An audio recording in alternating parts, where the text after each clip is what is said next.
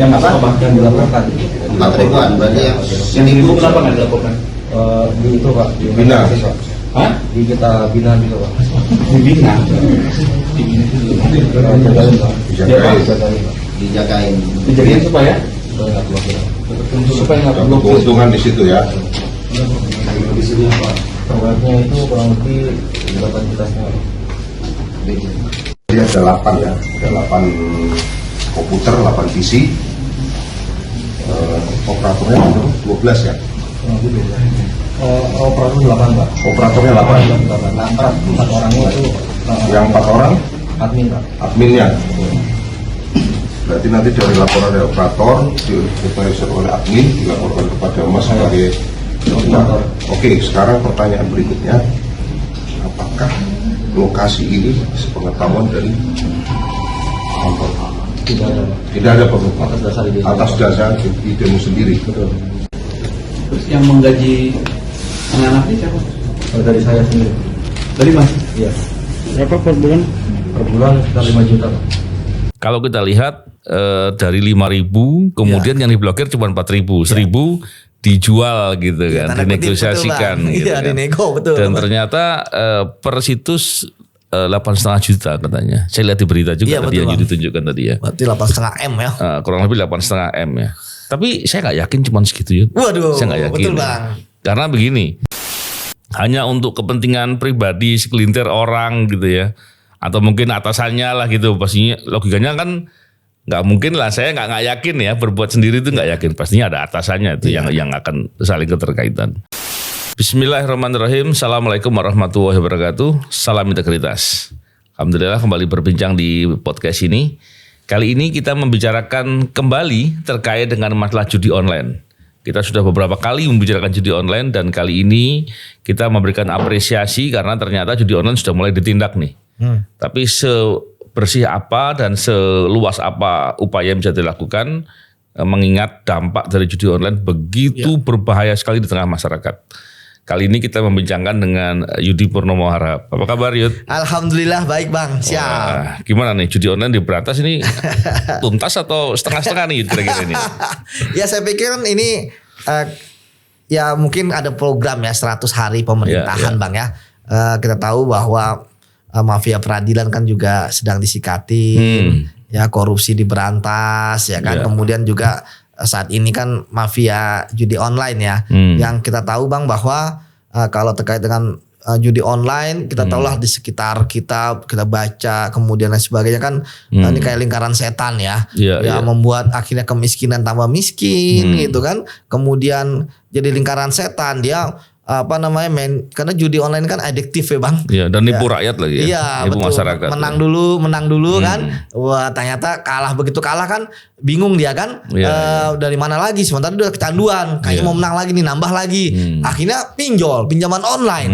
Nah, pinjaman online kalah dengan pinjaman online ya kan, nggak mampu bayar, Itu utang ya. akhirnya dia ada yang sampai bunuh diri karena dikejar-kejar sama pinjaman online ya. Ada yang berbuat jahat, Ada yang nipu berbuat jahat, ya. kriminal Bang, begal ya. ya kan, kemudian rumah tangganya rusak dan sebagainya. Nah kalau tentang judi online sendiri sih tentu kita berbicara mengenai kompetensi kita Bang ya, yaitu korupsi ya.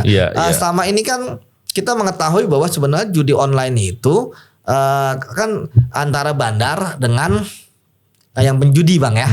Artinya lingkarannya itu aja. Namun kan kemudian semakin menarik nih Bang. Ada pengawasannya. Iya, ada pengawasannya. Dari Komdigi ya. Dulu Kominfo ya, sekarang komunikasi dan digital. Ya, dan ini yang menarik ya. Saya waktu itu ketika sebelumnya masih Menkominfo kan bagaimana mereka yakin banget bahwa akan diblokir. Ya kan? Situs-situs judi ya. Ya tentu saja artinya kalau ada orang pun yang mau main judi itu udah ada niat sehingga mungkin mereka pakai VPN ya kan, atau pakai apapun gitu ya, sehingga bisa mengakses tetapi tidak bisa pakai akses yang aksesnya itu dari Indonesia. Nah artinya yang ketika misal kemarin judi online yang bahkan ada yang bilang anak kecil pun juga bisa main itu Bang, karena 10.000 20.000 udah bisa bermain judi gitu kan Bang. Sampai orang dewasa, sampai orang nganggur aja main gitu Bang. Nah artinya ketika dulu belum diblokir semua orang yang punya akses handphone itu bisa buka. Nah, ketika diblokir kan setidaknya menutup orang-orang akses mudahnya. Dan tentu ini adalah kewenangan yang diberikan oleh undang-undang ya pada Kementerian Informasi, Komunikasi dan Digitalisasi. Namun kemarin kita terkejut, Bang. Dari serangkaian kegiatan dan tindakan dari Polri Polda Metro Jaya, itu mengejutkan. Dari sampai kemarin saya baca kan sudah ada 16 tersangka dan ditahan. Sebagian ternyata ada pegawai Komdigi, Bang. Nah, kita nggak tahu nih tempusnya itu dari kapan gitu kan? Karena masih, tapi setidaknya dari ini saya punya gambaran, Bang, ya bahwa ketika terjadi mereka pertama mempunyai kewenangan, Bang. Ya, artinya mereka mempunyai kewenangan untuk memblokir. Dan mereka memblokir, seharusnya mereka menemukan ada 5.000 situs yang diblokir. Tetapi mereka ternyata hanya 4.000. 1.000-nya mereka nggak blokir. Bahkan mereka membuat kantor satelit mereka lah untuk mengatur mengenai pemblokiran mengenai situs-situs yang nggak diblokir tersebut. Yang kemarin sudah digerebek oleh Polda Metro Jaya, sudah digeledah ya, termasuk kantor Komdigi juga ada beberapa lantai digeledah. Yang menarik adalah bahwa yang kedua, mereka tidak melaksanakan kewenangan mereka, Bang. Ya. Kemudian yang ketiga, mendapatkan uang, Bang. Ya, berdasarkan dari Polda Metro yang disampaikan pada media, itu satu situs yang tidak yang tidak diblokir itu mereka mendapatkan 8,5 juta. Artinya dari 1.000, Bang, 8,5 miliar. Artinya kita bisa melihat bahwa adanya meeting of mind, Bang, ya antara orang antara dia sebagai pegawai negeri yang mempunyai kewenangan untuk memblokir, ternyata tidak memblokir, sementara bandar judi entah dia melalui siapa maklarnya yang kemudian menyerahkan kepada pegawai negeri sipil tersebut yang ada di Komdigi bertemu bahwa dia nggak mau situsnya diblokir, supaya situsnya tetap bisa diakses. Ketika situsnya bisa diakses, bayangkan, Bang, sampai 1.000, Bang. Artinya kan ternyata selama ini dikirain udah semua situs diblokir. Ternyata ada 1.000 yang enggak. Ya pantas aja judi masih merajalela. Akhirnya Pak bandar judi situsnya aman, enggak diblokir. Kemudian Pak PNS-nya juga mendapatkan uang. Kemudian artinya semua pihak, everybody happy, Bang. Seperti itu, Bang. Dan ini tentu kalau kita lihat kan ini adalah korupsi. Betul nggak, Bang? Betul. Kalau jenisnya apa mungkin Abang bisa sampaikan lah. Ya, menarik sekali. Memang gini ya. Kalau kita lihat dari 5.000, kemudian yang diblokir cuma 4.000, 1.000 dijual gitu kan, dinegosiasikan. Betul, gitu kan. dinego, betul. Dan ternyata per situs 8,5 juta katanya. Saya lihat di berita juga tadi yang ditunjukkan tadi ya. Berarti 8,5 M ya. Kurang lebih 8,5 M ya. Tapi saya nggak yakin cuma segitu ya. Waduh, saya nggak yakin. betul, Bang. Karena begini, kejadian masalah judi ini kan sudah cukup lama berlangsung. Bahkan PPATK sudah sempat rilis tuh. Oke. Ini loh ada nilai transaksi sekian diduga ratusan triliun diduga kaitan dengan masalah perjudian. Ini dahsyat sekali. Saya yakin ini masih banyak yang mesti harus diusut dan diungkap gitu. Karena saya sepakat sama Yudi katakan tadi bahwa ketika aparatur punya kewenangan, kewenangan kan dari negara yang beri. Kewenangan dari negara untuk melakukan tugas-tugas ada yang bidang pengawasan, mungkin bidang penegakan hukum atau apapun lah itu ya. Maka dia punya kewajiban untuk menjalankan itu. Dan dia dibayar oleh negara untuk itu. Betul. Tapi kemudian dia khianati kepentingan negara dengan cara menerima imbalan, menerima suap lah istilahnya. Ketika dia menerima sesuatu itu korupsi. Dan ini harus diusut juga gitu. Jadi ketika diusut dari praktek korupsinya, kita tentunya berharap ini menjadi presiden lah, presiden buruk dari pelaksanaan ini dan semoga nggak diulangi lagi ya, nggak diulangi lagi oleh siapapun gitu. Karena bayangkan pemerintah tentunya sudah punya komitmen yang baik lah untuk bagaimana memperbaiki itu. Dampaknya buat masyarakat banyak sekali loh, berat sekali. Hanya untuk kepentingan pribadi segelintir orang gitu ya. Atau mungkin atasannya lah gitu, pastinya logikanya kan nggak mungkin lah, saya nggak yakin ya, berbuat sendiri itu nggak yakin, pastinya ada atasannya itu yang akan saling keterkaitan. Cuman memang itu harus dibuktikan. Cuman yang menarik adalah bagaimana praktek-praktek seperti ini betul-betul diusut tuntas. Nah, betul Bang. Yang kedua, ini kan ada permainan judinya. Ya. Ini ada praktek korupsinya. Ya, kalau judi kan ada undang-undangnya sendiri, ya, Bang. Judinya sendiri, ada aturannya sendiri. Spesialisnya. Ya, undang-undang ITE ada, undang-undang KUHP ada gitu ya. Betul Bang. Nah, kalau yang terkait dengan praktek korupsinya juga mesti diusut tuntas. Dan saya yakin ini perbuatan nggak dilakukan sekali. Nah, saya yakin. Perbuatan ini pastinya perbuatan yang berkelanjutan. Perbuatan yang sudah sekian lama. Ya seperti setoran begitulah kurang lebih. Betul, Bang. Saya yakinnya begitu. Oleh karena itu, pengusutan perkara judi dan korupsi harus dikaitkan juga dengan TPPU.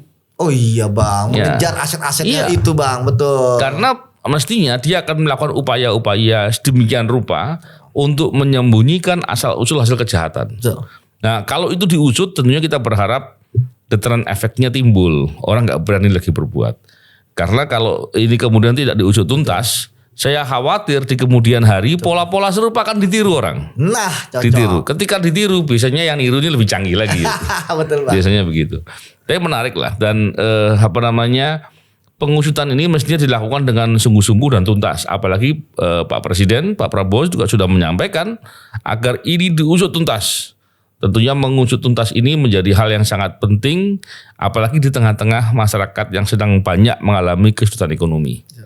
Ya, terus kalau kaitan dengan TPPU, saya yakin data dari PPATK itu masih ada gitu. Ya nggak ya? Iya betul Bang. Jadi waktu dapat informasi dari media bahwa ada sekian ratus triliun kaitan dengan judi, gimana? Terkejut nggak ya? Iyalah Bang. Emang, atau gimana? Jadi punya tanggapan apa? Ya memang tentu. Ya tadi saya katakan bahwa judi ini kan memang dulu ada ya dari zaman dulu Bang, dari ada zaman Orde Baru lah gitu kan, judi dengan berbagai macam bentuk ya, mulai dari dalam bentuk kartu ya kan, taruhan tandingan olahraga misalnya sepak bola dan lain sebagainya. Namun kemudian kan sekarang karena era digital yang seharusnya maju malah jadi judi online gitu ya.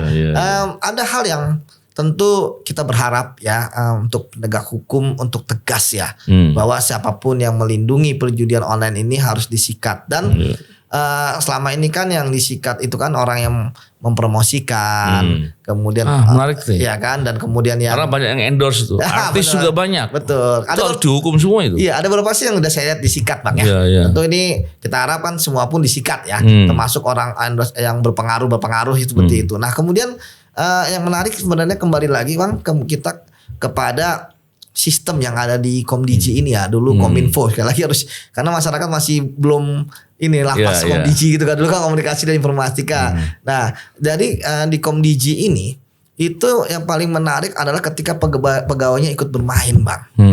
Ya artinya ada beberapa hal yang menurut saya bahwa ini harus tuntas sampai akar-akarnya, siapapun terlibat. Dan kita harap mereka mengembangkan ya Polda Metro, walaupun kemudian disampaikan bahwa pegawai-pegawai yang ketangkap ini langsung menutup pasang badan ya, nutup ya bahwa orang di Kominfo Komdigi nggak tahu gitu ya, padahal nggak mungkin gitu. Ingat loh Bang, mereka punya kantor satelit yang jauh dari kantornya loh. Kalau nggak salah daerah Bekasi atau mana gitu. Biasanya gitu-gitu. Ya itu kan sekitarnya pasti denger lah ya. Iya, mereka kerjanya di mana gitu kan. Kemudian ada yang flexing juga loh Bang. Ya kan, ada yang flexing juga gitu kan. Apa namanya? Ada yang luar negeri, ada yang gonta-ganti mobil, ada yang ya pokoknya mereka cuma menunjukkan kemewahan mereka. Masa kan sama PNS tahu gajinya berapa. Iya betul. Iya kan? Dan apalagi para PNS itu tahu bahwa kan saya kerjanya apa, Babang kerja apa, kita tahu. Oh ini kerja, berarti ada situs yang nggak diblokir, harusnya tahu dong. Ya kan? Kemudian banyak juga hal-hal yang menarik Bang ya, bahwa bagaimana cara pertemuan mereka. Kan tadi saya katakan Bang. Oh iya, itu 1.000 orang kira-kira cara mesennya gimana itu ya? Iyalah kok. Minta untuk nggak diblokir. Iya kan? Kadang-kadang situs judi kan tidak menampilkan anonim. Ya kan? Kok bisa tahu gitu kan? Termasuk juga kok bisa tahu orang-orang ini ya kan merupakan ASN yang bisa membuka blokir ataupun memblokir ataupun tidak memblokir. Betul. Kemudian terus kok bisa dapat angka 8,5 dari mana gitu kan? Betul, negosiasi kah gitu kan? Dan kemudian awalnya misalnya 5.000 ya yang ditemukan oleh mereka. Iya. Ketika ditemukan 5.000, mereka store 4.000, emang atasannya nggak ini. Kalau masih banyak yang menurut saya logikanya ya memang berupa pembuktian ya, logikanya nggak masuk di akal gitu kan. Tuh sampai 1.000 loh Bang, kalau mungkin cuma 10, 20, 40, tapi 1.000 artinya ada kesempatan orang bermain di 1.000 situs yang tidak diblokir. Dan 1.000 itu pasti akan mudah diketahui di tengah masyarakat. Betul loh, kok ini belum nggak diblokir. Mestinya atasannya tahu loh. Kenapa kok masih banyak gitu kan? Betul, kok masih banyak. Kemudian yang menarik adalah Bang, bahwa ketika misalnya 1.000 ini masih lolos, berarti berapa banyak rakyat yang masih main judi dengan situs-situs itu Bang. Iya. Dan mereka menggadaikan harga diri mereka demi 8,5 juta per situs, ya, yang oke, kita bicara faktor yang pengetahuan ya, dikali 1.000 8,5 M, ya dibagi-bagi antara mereka. Saya sering mendengar lah kalau abang isi kan bahwa sebenarnya negara ini memberikan harkat martabat kepada apa namanya Bang, aparatur gitu Bang. Seperti itu Bang. Jadi walaupun memang kepolisian sudah berhasil menuntaskan terkait dengan perkara mereka ya, terkait dengan perjudian, tadi Abang bilang ada di IT, ada juga di KUHP.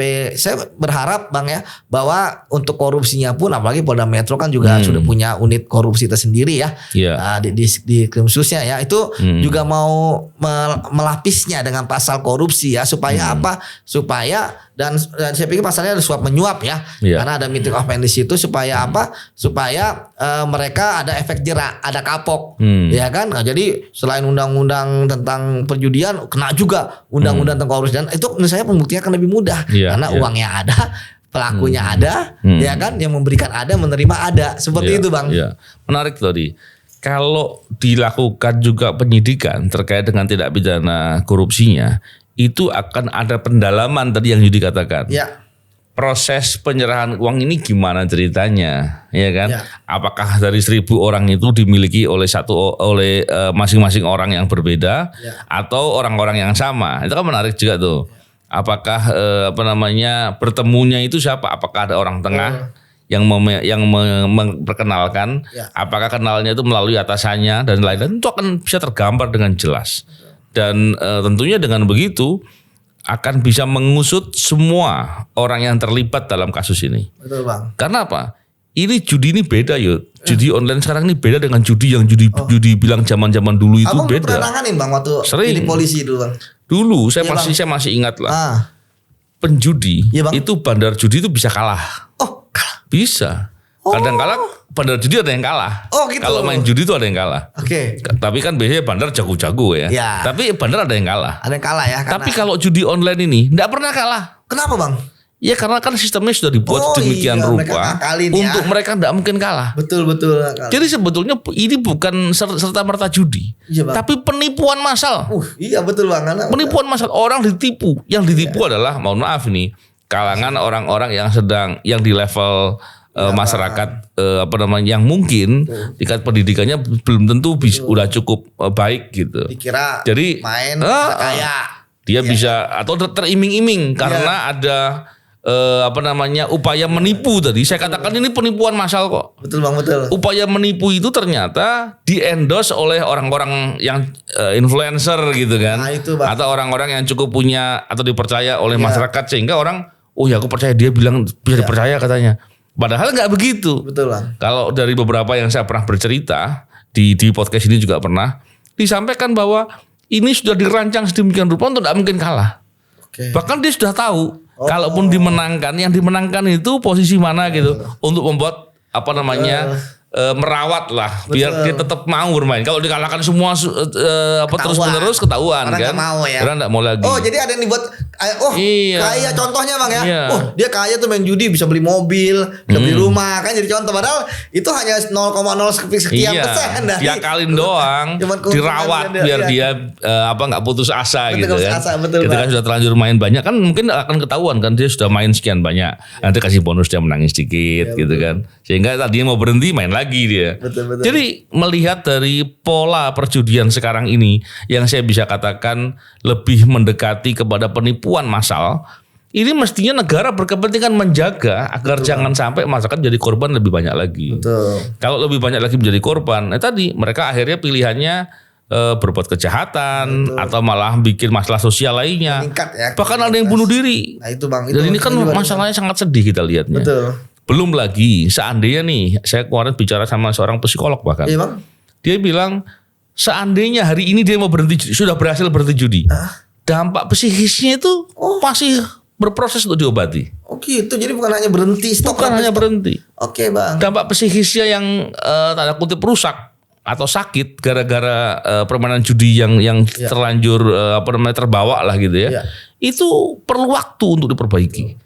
Bayangan separah itu loh. Jadi melihat pola-pola seperti ini, saya mestinya mendorong ya agar proses penyidikannya terkait dengan siapapun aparatur yang terlibat, yang seharusnya mengawasi menindak terkait dengan praktek-praktek perjudian dan dia terima uang, itu adalah delik korupsi. Itu adalah praktek suap dan harus diusut. Dan saya yakin kalau itu sudah ketahuan, tidak mungkin itu baru pertama kali, nggak mungkin. Betul. Nggak mungkin. Itu pasti udah sering. Betul, Bang. Kalau udah sering, harus dilihat potensi tidak pidana pencucian uangnya. Betul. Dan tentunya saya yakin lah, tentunya dari Polda Metro dalam hal ini kepolisian tentunya mungkin apakah Barreskrim juga ada tugas melakukan itu. Saya yakin mereka juga pasti sudah berkoordinasi juga dengan PPATK.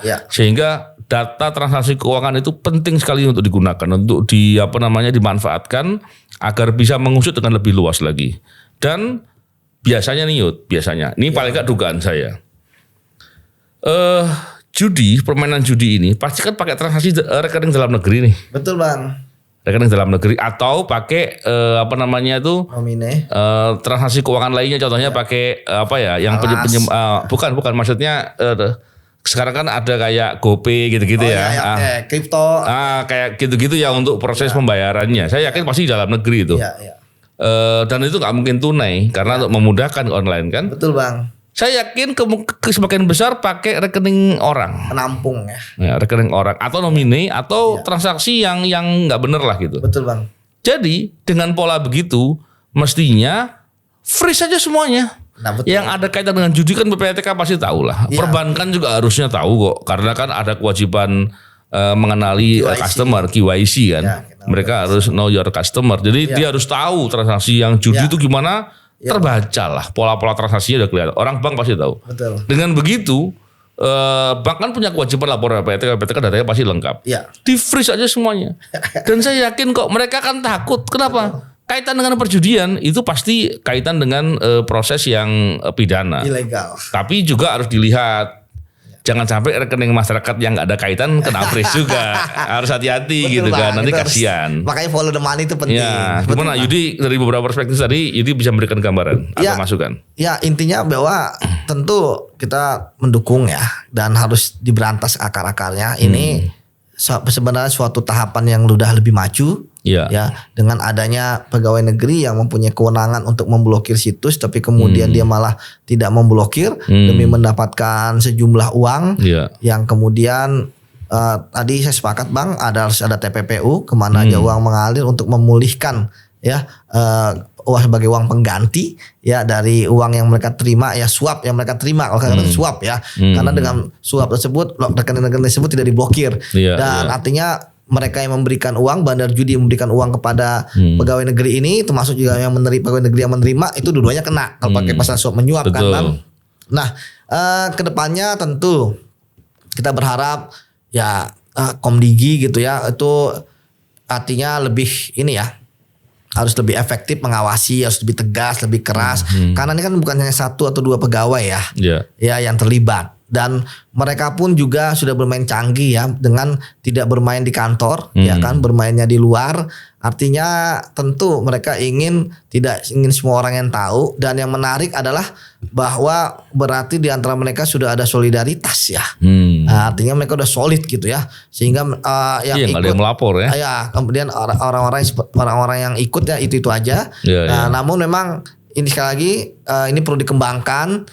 Apalagi kamu belum apa-apa kok sudah pasang badan, orang-orang di kantor nggak tahu perbuatan mereka gitu kan. Harusnya tahu gitu karena kan berarti SOP-nya nggak jalan gitu kan.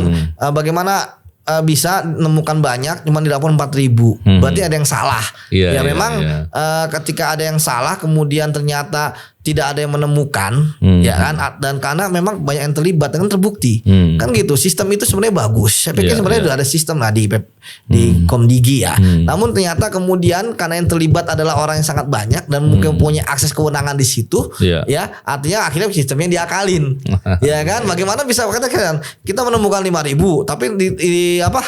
Yang disampaikan untuk diblokir 4.000. Artinya penemuan 5.000 itu berita acaranya bagaimana? Iya kan? Dan sampai 1.000 saya katakan Bang. Dan ini berarti kan keterlaluan Bang. Tadi saya katakan bahwa ini korupsinya by greed gitu ya, rakus gitu ya. Karena mereka artinya Bang, kalau kita bicara presentasi, ini kan berarti kan 20% Bang. Ya kan kalau dari 5.000 Bang, 20% kan banyak sekali Bang. Ya kan? Ya tapi saya sadar kalau mereka cuma 50 yang diselamatin itu buat apa? Ya kan? Karena masyarakat tentu akan sulit mencarinya. Jadi tapi ketika 1.000 ya masyarakat akan lebih mudah untuk mencari situsnya dan itu ya mungkin yang diharapkan juga kenapa akhirnya mau membayar ya. Tapi ingat loh Bang, ke dalam korupsi suap menyuap, kenapa bandar judi tersebut kemudian mau membayar? Karena mereka sudah menghitung Bang. Dalam pengalaman kita kan ada kontraktor membayar 1 miliar. Karena mereka udah ngitung kalau mereka dapat proyek 30 miliar, mereka bisa untung 5 miliar. Jadi keluar 1 miliar pun dianggap sebagai cost. Jadi 8,5 juta itu bagi bandar hanya kos aja.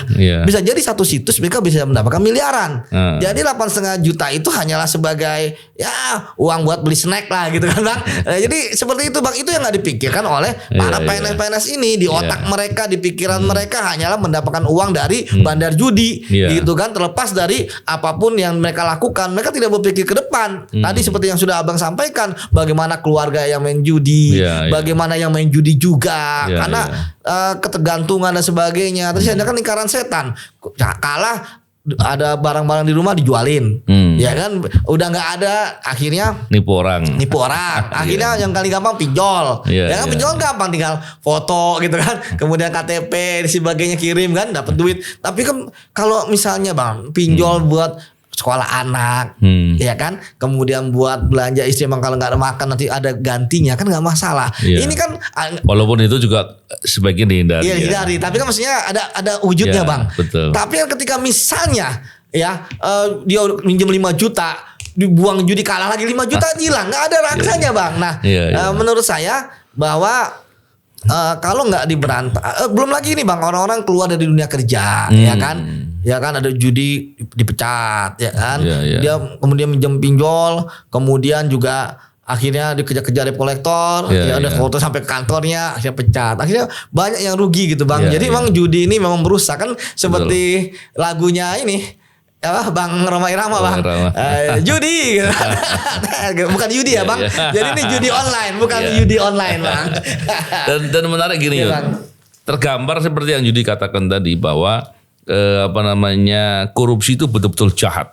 Betul Bang. Artinya apa yang dilakukan dia untuk menerima uang itulah jahat sekali. Dan pentingnya untuk tidak pidana korupsi ditangani dalam perkara ini, agar para pemain bandar-bandar judi yang menyuap kena 2 kasus. Betul. Kasus memberi suap dan kasus terkait dengan judinya sendiri. Dan yang terakhir ini saya mau nanya perspektif dengan pengawasan internal. Karena bicara terkait dengan Komdigi, tentunya di Komdigi pasti ada inspektoratnya kan, ada pengawasnya. Pengawas internal juga pasti ada. Pengawas internal ini kan mestinya harus bisa melihat dengan lebih cermat nih. Betul. Kenapa kok sampai kecolongan begini? Ini kan masih harus dilihat apa yang mesti diperbaiki agar ke depan nggak terjadi lagi. Terus yang kedua, bagaimana dengan atasan-atasannya nih? Atau rekan kerjanya yang mesti bisa jadi atau kemungkinan besar tahu Bang. Atau logikanya mestinya tahu gitu lah gitu kan. Kenapa dia nggak kemudian melapor? Padahal kalau kita lihat di KUHP pasal 108 ayat 3. Betul Bang, betul. Pegawai negeri yang dalam melakukan tugas mengetahui ada dugaan kejahatan wajib melapor. Ketika wajib tidak dilaksanakan itu pelanggaran. Minimal masuk dalam pelanggaran kode etik atau pelanggaran internal. Jadi pengawas internal juga mesti harus melihat tentang bagaimana loophole di bidang kerjanya sehingga harus ditutup, diperbaiki. Betul. Sistem pengawasan harus diperkuat, jangan sampai terjadi seperti ini. Dan para atasannya atau rekan kerja yang membiarkan itu terjadi harus disanksi semua. Betul Bang. Gimana Yud? Ya saya sepakat sama Abang ya. Pertama yang harus dilakukan kan manajemen resikonya ya terkait dengan sistem ini ya. Ada kan lakukanlah perbaikan sistem. Ya. Ya, artinya mungkin sistem ini ternyata nggak efektif. Sistem ini membuat terjadi kong kali kong. Ya. Sistem yang terjadi membuat mudah untuk melakukan korupsi gitu ya. Nah kita tahu bahwa tadi saya katakan Bang, mereka bisa sampai bikin kantor loh. Ya kan di tempat lain selain saking nyamannya lah ya, saking bebasnya kok berbuat. bisa nggak ada yang ngawasin? Mereka di kantor itu apakah di jam kerja? Ya kan banyak pertanyaan-pertanyaan. Termasuk tadi bagaimana kemudian ketika mereka menerima duit, kemudian gaya hidup mereka yang berubah. Ya kan tadi saya katakan Bang, banyak lah sebenarnya kalau mau curiga gitu ya. Saya nggak tahu nih bagaimana polisi bisa ketangkap, bisa jadi ada whistleblower juga Bang dari pihak Komdigi ya. Gitu. Ya saya pikir kalau emang tuh ada seperti itu ya kita apresiasi Bang ya. Nah kemudian yang kedepannya tentu saya berharap bahwa semua yang ada di situ dibedol desa aja, diganti.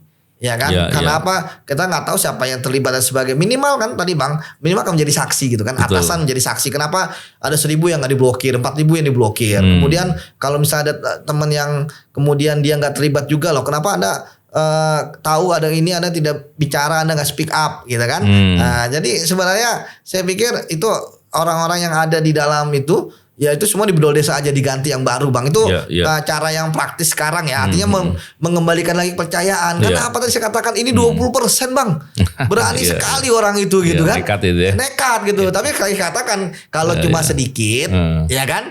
Nah itu tentu dapatnya juga sedikit gitu kan. Dan butuh korupsi itu butuh keberanian Bang. Seperti yang kemarin kita sampaikan Bang. Ketika misalnya kita terkait dengan kasus hakim Bang ya. Nah di kasus hakim kan ada pertanyaan, kok hakim itu pada berani ya terima duit ketika kasusnya viral, ya kan, dipantau oleh masyarakat, ya putusannya kan? 180 derajat lagi ya setelah belakang. Artinya kan, yang bener lah kalau mencari duit yang lain aja gitu kan. Justru ketika viral harganya makin lama, makin banyak gitu kan, makin mahal Bang, gitu Bang. Siapa? Menarik sekali. Dan memang dengan dibincangkan ini kita berharap kasus terkait dengan judi online ini diusut tuntas. Dan pengusutannya tidak hanya terkait dengan kasus judinya, tapi praktek korupsinya, menyuap dan yang menerima suap harus dihukum semuanya dan diusut tuntas.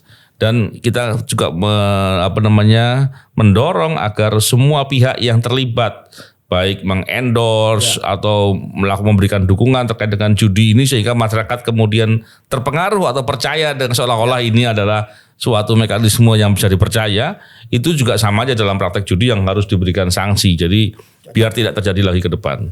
Oke, terima kasih Yud. Semoga bincang-bincang ini bermanfaat. Salam integritas. Assalamualaikum warahmatullahi wabarakatuh.